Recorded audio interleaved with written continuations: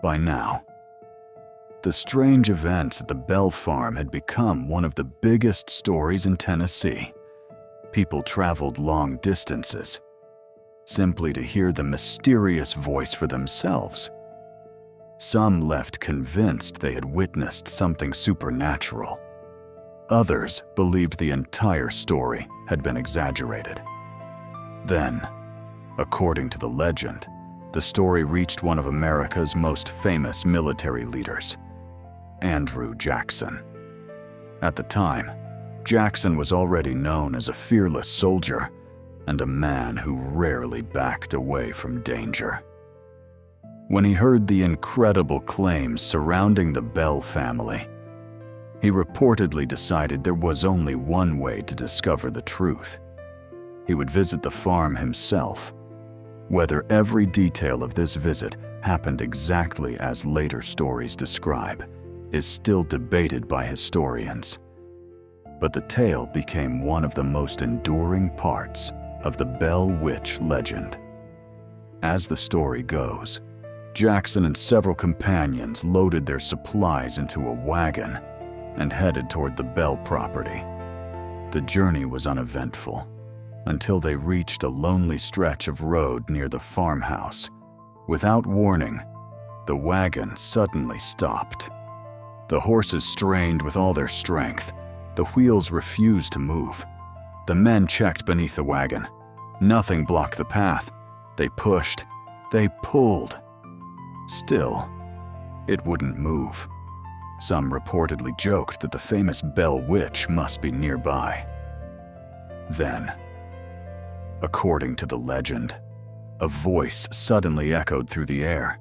It calmly announced that the wagon could continue and that everyone would meet again later that night.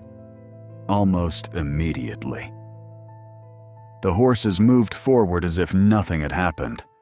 There is no contemporary evidence confirming this event, but it remains one of the best-known stories associated with the legend. That evening, Jackson's group stayed at the Bell home. Everyone waited. Hours passed. Nothing happened. Some visitors began smiling. Perhaps the haunting had finally come to an end. Then, just after darkness settled across the countryside, the silence broke.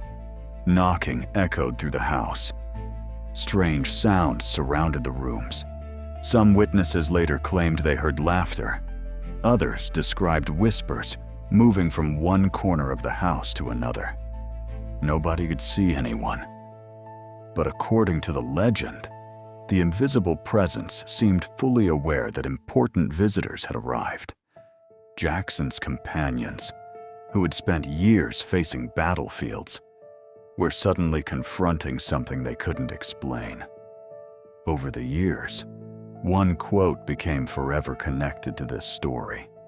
According to later retellings, Andrew Jackson supposedly declared, "I'd rather fight the British again than fight the Bell Witch."